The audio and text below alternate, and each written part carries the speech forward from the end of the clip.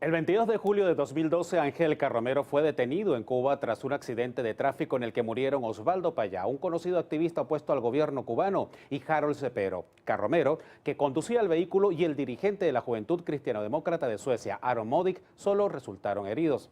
Cuba acusó a Carromero de financiar ilegalmente a la oposición cubana y corría el riesgo de que lo sentenciaran de 10 a 20 años de cárcel o peor, que le aplicaran la pena de muerte. El juicio contra Carromero por este accidente ocurrido en Cuba se celebró el 5 de octubre de 2012 y duró 11 horas.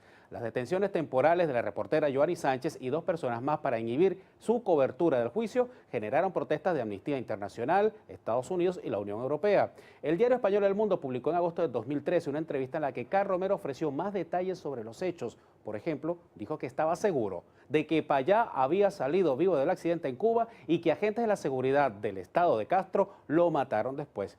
Saludos, Ángel, y bienvenido al Venezolano TV España, transmitiendo desde nuestra web streaming www.elvenezolano.es. Muchísimas gracias. ¿Saliste por los pelos de esa experiencia tan amarga? Pues sí, la verdad es que tuve suerte de que a mí no me hicieran nada. ¿Estás en libertad condicional ahora? Sí, la verdad es que tuve que ser sometido a un juicio que no tenía ningún tipo de garantía procesal en la isla de Cuba, y el gobierno español tuvo que reconocer que ese juicio había sido bueno para poderme traer de vuelta a mi país, y gracias a Dios, pues aquí estoy y por eso lo estoy contando. Fue uno de los motivos que evidenciaron que entre Esperanza Aguirre, para entonces alcaldesa de Madrid, y Mariano Rajoy, el actual presidente del gobierno español, no había mucha sintonía, que digamos. Yo creo que sí que hay sintonía, son del mismo partido y el Partido Popular está unido.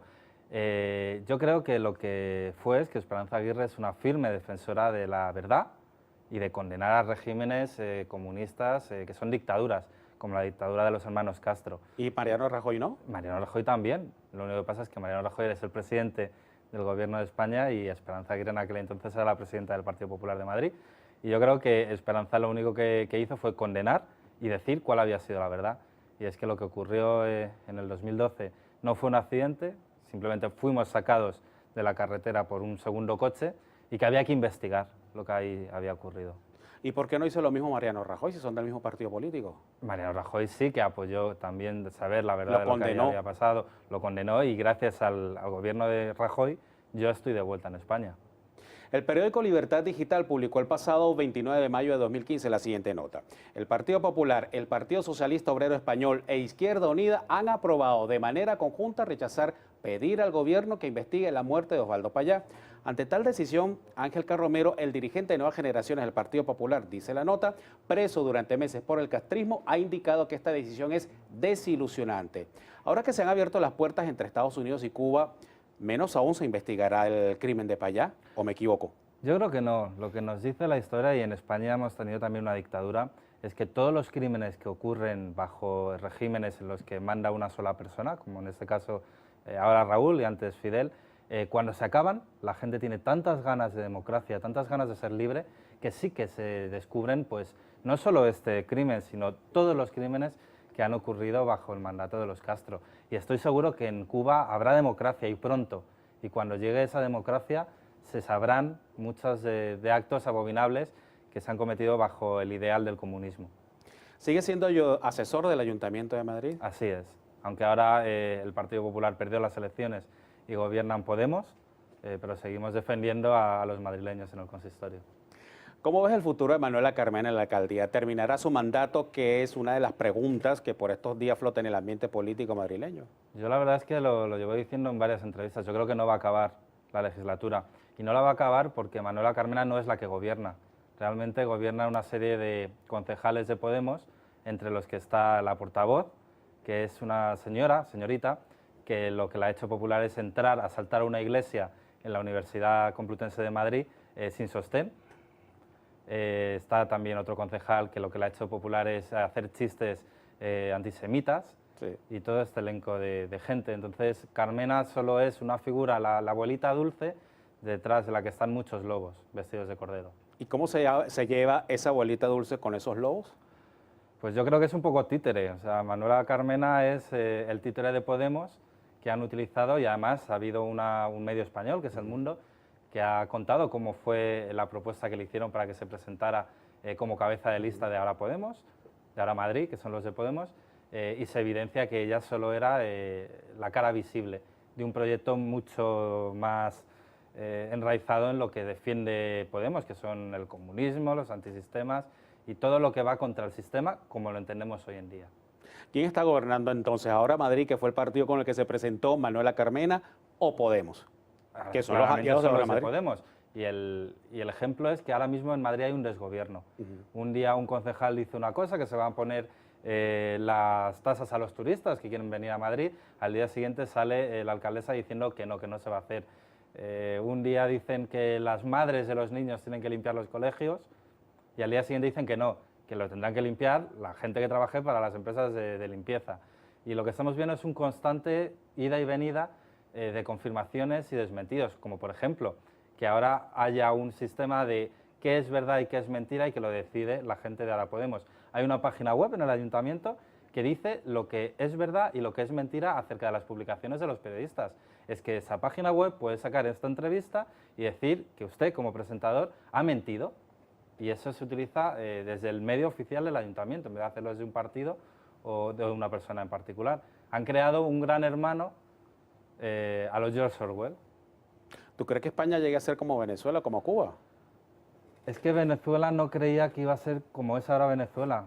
Venezuela es muy semejante a lo que nos ha pasado en España. Lamentablemente, antes de que llegara Chávez al poder, y no os voy a contar algo que habéis vivido vosotros, ¿no? Pues había un gobierno que tuvo escándalos de corrupción, el país no iba bien, y había un vendehumos, que era Chávez, que se proclamó como el defensor de los pobres, el defensor de la honradez, de la limpieza, antiélite, y llegó al poder. Y durante unos años gastó el dinero del petróleo que tenía Venezuela y se erigió como un dictador, modificó la Constitución tantas veces necesitó para proclamarse el presidente único y hasta que no murió no dejó el poder, y eso es lo que ocurrió. Y dejó a Venezuela en una crisis horrorosa.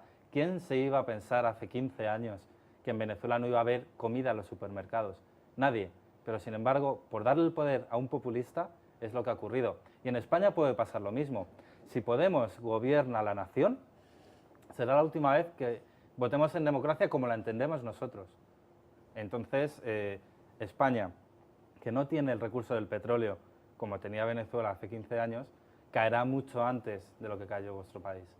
Pero hay un factor que quizás no estamos tomando en cuenta, Ángel, que es el factor militar. Venezuela es un gobierno militar. En España estamos hablando de civiles, netamente civiles. Venezuela lo que hace es tener al pueblo pasando hambre y las élites del PSUV lo que hace es cuidar muy generosamente a toda la élite militar. ¿Por qué? Porque si contentas a los militares retienen al pueblo, un pueblo completamente descontento. Y en España se podría dar de igual forma. Es más, es que nosotros nos creemos que Podemos, su único objetivo es llegar al poder. No, es llegar al poder para cambiar el sistema.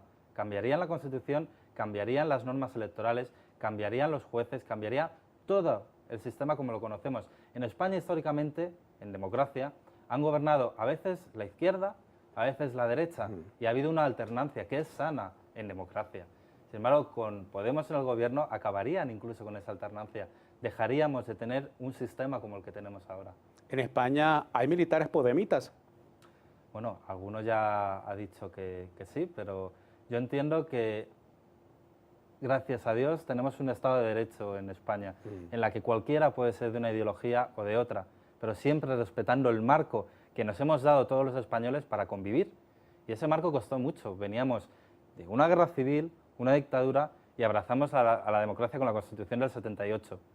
Querer dinamitar esa Constitución de la Concordia, que es como se llama, para crear un nuevo Estado a medida de unas personas que vienen de ser antisistemas, de comunistas, trotskistas, pues es muy peligroso y yo no quiero eso para mi país. Pero el Partido Socialista Obrero Español está coqueteando mucho con esa idea de la reforma constitucional que de cuando en cuando aparece en el escenario político español.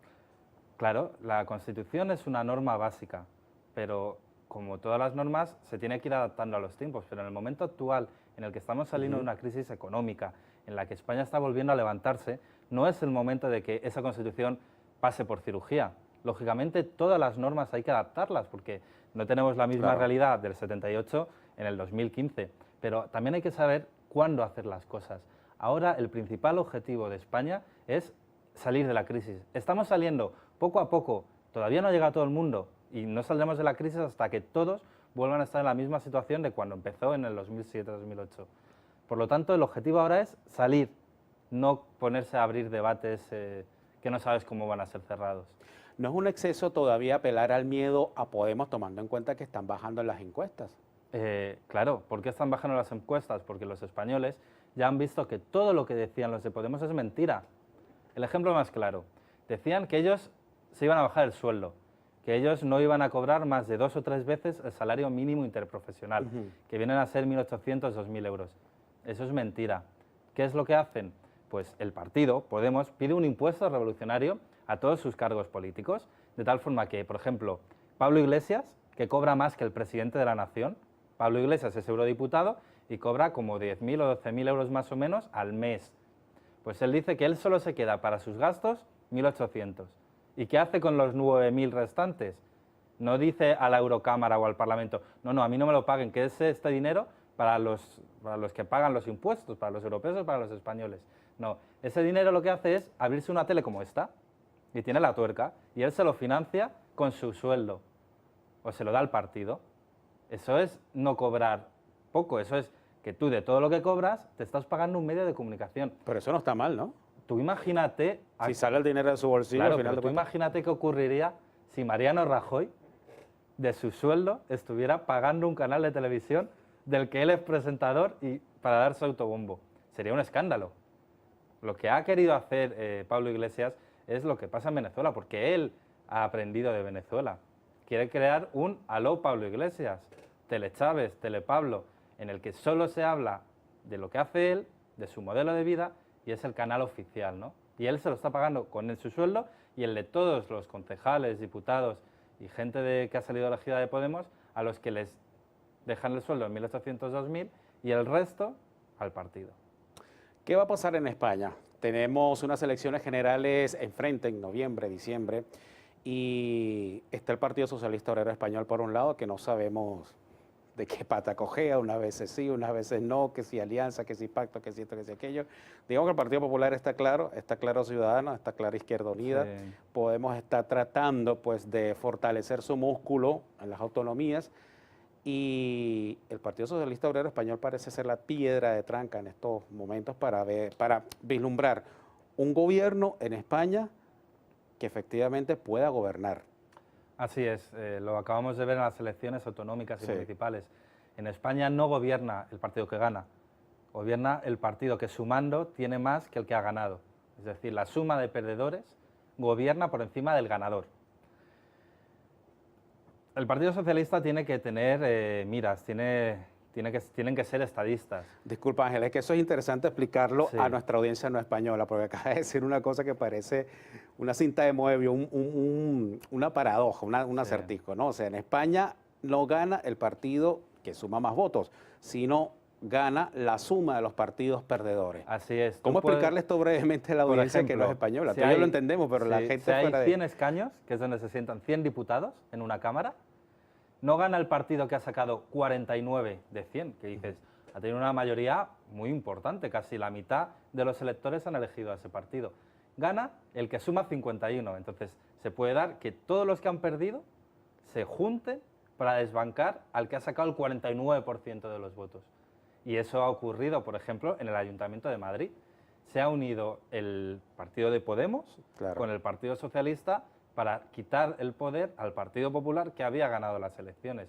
Y lo mismo ha ocurrido en regiones importantes de España, como Castilla-La Mancha, que también han quitado a Cospedal por la suma del PSOE y Podemos. ¿Y qué pasaría en Madrid, un poco también para explicarle a nuestros amigos fuera de España, si por ejemplo el PP, el Partido Popular, finalmente logra un nuevo pacto con el Partido Socialista Obrero Español, y esto signifique, pues por supuesto, la aplanadora para Podemos? Vamos a ver, tenemos que, lo que decía, ser responsables. En Alemania, que es un país rico, serio, que ha tenido crisis y ha salido de ellas muy fortalecido, se da el tema que ha ganado el partido de Merkel de centro derecha, y como no tenía la mayoría suficiente, ha pactado con el Partido Socialista.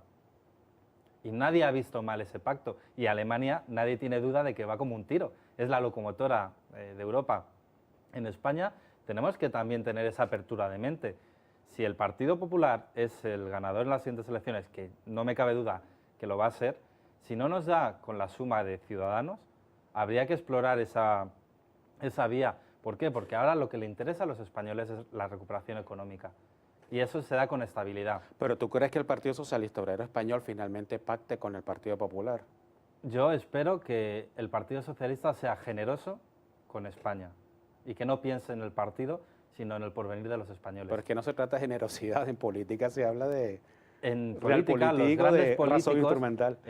los grandes políticos han sido muy generosos y lo que han hecho ha sido primar a sus ciudadanos en vez de primar al partido. Y si un gobierno popular necesita de la abstención del Partido Socialista para gobernar, la tiene, eso significará que hay una estabilidad política, que los mercados seguirán confiando en España y que ya lo hemos visto. Por ejemplo, en la ciudad de Madrid, el Ayuntamiento de Madrid, que lo gobierna Podemos, la prima de riesgo, que es el diferencial de tipo de interés al que se financia la ciudad, ha aumentado 100 puntos con respecto al resto de España. ¿Por qué? Porque quien quiere invertir su dinero en Madrid ya no se fía. ¿Por qué? Porque está gobernando una gente que dice, por ejemplo, que cuando tienes una deuda, alguien te ha dejado dinero, pues no la vas a devolver. Entonces, si tú no vas a devolver el dinero que te han dejado, nadie más te va a dejar más, porque ¿quién le deja dinero a alguien que ya te dice que no lo va a devolver? Nadie. Claro. Entonces, el coste de financiación de todos los proyectos, el coste de financiación del estado de bienestar, pues se encarece, y eso lo pagamos todos los madrileños. Por lo tanto, yo para España lo que quiero es estabilidad, y esa estabilidad se consigue cuando uno de los dos partidos grandes consigue gobernar, no con antisistemas como Podemos. Vamos al tema de la inmigración, que está sonando mucho en Europa. Hemos visto grandes titulares, estamos viendo la crisis que hay en el Mediterráneo y la crisis que hay también en Francia con los refugiados que intentan pasar por el Canal de la Mancha hacia la Gran Bretaña. ¿Cómo está España en medio de la política europea? ¿Está cumpliendo con sus cuotas de refugiados frente a Alemania, por ejemplo, Francia e Inglaterra, que parecieran? España ya se ha pronunciado que está de acuerdo en ayudar a todos esos países que están en unas guerras horrorosas, por ejemplo Libia con el Estado Islámico. Claro. Y lo que viene a Europa no son inmigrantes ilegales, son personas que son refugiados políticos, refugiados porque están en guerra, porque no tienen nada, porque les van a matar y lo único que buscan es vivir en mejores condiciones. Hay que ayudarles, pero hay que ayudarles de forma real. No podemos dejar que esos barcos en los que intentan cruzar el Mediterráneo se hundan y sean masacres de gente ahogada. No, hay que ayudarles. Y una vez que están en el territorio de Schengen, en Europa, todos los países deben de ser generosos. No solo tienen que pagar o tienen que tener más responsabilidad los países limítrofes como Italia o España. Yo creo que si estamos en una Unión Europea de verdad en la que se comparten todos los beneficios de ser una unión grande, también se tienen que compartir la responsabilidad con los países limítrofes de la Unión. Y hablando de países limítrofes y de éxodos de gente, ¿cómo está viendo la comunidad internacional lo que está sucediendo en Venezuela con respecto a la deportación de colombianos en la frontera del Táchira? Es tremendo. Yo escuchaba el otro día a Maduro hacer las declaraciones en las que anunció el cierre de la frontera y es increíble cómo funciona el comunismo y cómo funcionan estos pseudodictadores que tienen siempre el mismo patrón. Siempre hay que crear, cuando viven mal, cuando el pueblo venezolano está viviendo mal, tiene hambre, no tiene recursos, hay que crear un enemigo externo. ¿Por qué? Porque es la distracción. El enemigo no está dentro, el enemigo no es el gobierno rupturista y desastroso de Maduro y antes de Chávez. El enemigo es primero Estados Unidos y ahora Colombia. Decía, el enemigo es el narcoliberalismo, van inventando nombres que no saben ni ellos lo que significa y ahora para tapar la crisis que están teniendo pues están creando enemigos y ahora han cogido a Colombia. Parece una injusticia tremenda ver cómo han cerrado esa frontera, ver cómo colombianos que vivían en Venezuela están cogiendo todo, los muebles, los animales domésticos y están cruzando a pie la frontera exiliándose de Venezuela. Es un drama humano. Escuchábamos declaraciones de esta gente que estaba cruzando la frontera diciendo que ¿qué pasa? Que ellos no son personas, que ellos no tienen derecho por haber nacido en Colombia en vez de en Venezuela. Bueno, recordemos una cosa, que es que también dicen que Maduro no es venezolano, que nació en Colombia. ¿Cuál crees tú que será la respuesta del gobierno español o del Parlamento frente a estos sucesos? Yo creo que España siempre ha sido muy responsable. Nosotros somos la patria de muchos, bueno, en Venezuela, toda Sudamérica, así nos tienen, ¿no? Y tenemos una responsabilidad muy grande con lo que está pasando en Sudamérica y siempre hemos alzado la voz y hemos denunciado lo que no está bien para el pueblo sudamericano. Y de hecho, Maduro y Andy Chávez siempre tienen en el punto de mira a Aznar, a Rajoy, a todos los presidentes españoles, a medios de comunicación de España como el ABC, y siempre están dedicándonos lindezas varias. Vamos de nuevo a Madrid. Esperanza Aguirre es alcaldesa de Madrid y candidata que perdió las elecciones, que había ganado, ya nos explicaste cómo funciona el sistema electoral. Está siempre en el ojo del huracán, nadie le pierde de vista, cualquier cosita que diga de inmediato genera un estallido. El último, el proyecto de la Ciudad de la Justicia, que ella misma calificó de megalómano. En Venezuela hay un dicho popular que dice, tarde piaste, pajarito.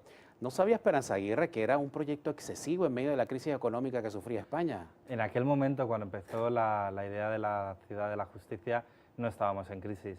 De hecho, era un proyecto muy importante en el que se iba a centralizar todas las sedes judiciales en un único lugar, de tal forma que la agilidad en todos los trámites y la agilidad para el ciudadano iba a ser muy buena. Esperanza ya ha dicho que se paralizó ese proyecto cuando, en los estudios que se hicieron, se demostró que iba a tener coste para los ciudadanos y que venía una crisis y por eso se paralizó. Si no hubiéramos tenido esa crisis, la Ciudad de la Justicia sería una realidad y sería un espejo en el que se miraría mucha gente, muchas administraciones. ¿Volverías a Cuba? Cuando haya democracia.